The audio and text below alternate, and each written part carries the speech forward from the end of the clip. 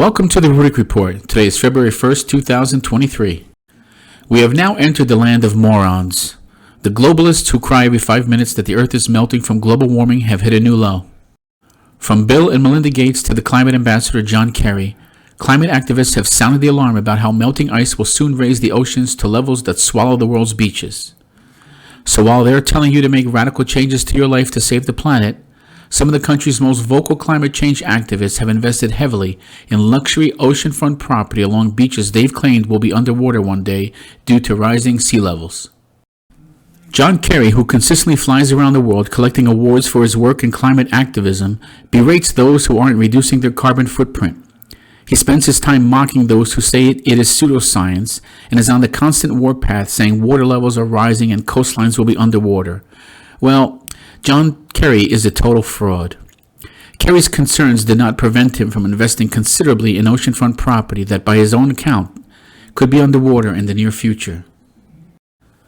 Kerry spent $1.75 million in 2017 for a sprawling estate on the beach in Martha's Vineyard. The property includes more than 18 acres of land on which his 7-bedroom home sits, overlooking the Vineyard Sound. So tell me, if everything is going to be underwater in a few years, why would you spend millions on beachfront property? Well, the answer is simple. The climate change narrative is a scam. These are the idiots who tell us that due to climate change, the sea levels have risen so much that the coastlines are underwater. Yet those levels have not changed in decades, and these same people yelling the most about it are the ones making fortunes on morons who believe they're nonsense. And where are they building homes? You guessed it, on the coastlines. It's interesting to note that while they cry all day about the CO2 levels, the Antarctic region has recorded no average rise in temperatures in the last 70 years, and in 2021 saw its coldest 6-month winter since records began in the 1950s. So despite their cry that temperatures are rising and that Antarctica is falling into the sea, the opposite has taken place. The unelected global elitists at the World Economic Forum have now taken another step in their stupidity and now want you to stop eating meat. They are now pushing hard for Westerners to eat bugs. Sweden's leading grocery retailer, ICA, has received much criticism after publishing an environmentally friendly recipe on its website. The recipe has come under fire and is called insect salad with chili and garlic and roasted vegetables. So what do you think the protein they suggest? 1 3/4 cups of fresh mealworms. And in case you don't know what a mealworm is, mealworms are larvae of darkling beetles. These beetles have 4 life stages: egg, larva, pupa, adult. But the thing is, mealworms are typically used as pet food for captive reptiles.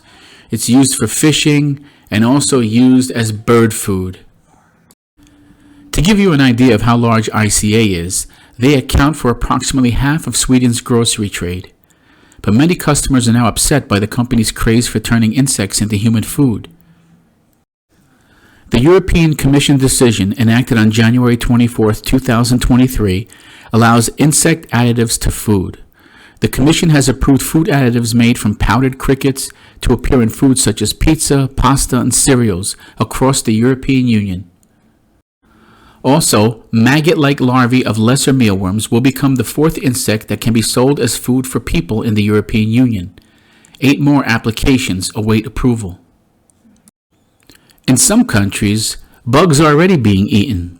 Hundreds of state-funded primary schools across the Netherlands are already offering young, impressionable students an assortment of worms and insects to eat.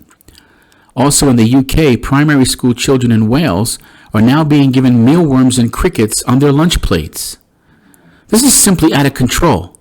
If parents sit idly by and allow these lunatic globalists to dictate what people, and worse yet, children will eat, then you need to start pulling your kids out of their schools. You need to hit them where it has the most effect, their wallets. Stop supporting this nonsense. Stop listening to their lies. They are feeding you bugs and maggots while they feast in million-dollar palaces all on your dime. It's time people wake up. Critics highlight that insects in food are harmful to humans and believe that when insects become widely accepted as food additive by authorities and politicians, Their consumption will be normalized across the board and unavoidable for consumers. Start paying attention to the labeling of your food choices, and if they contain bugs or powdered bugs or anything related, don't buy it. Force these producers to label their ingredients to indicate whether these foods contain bugs or bug elements. We have now reached levels of stupidity that are hardly measurable.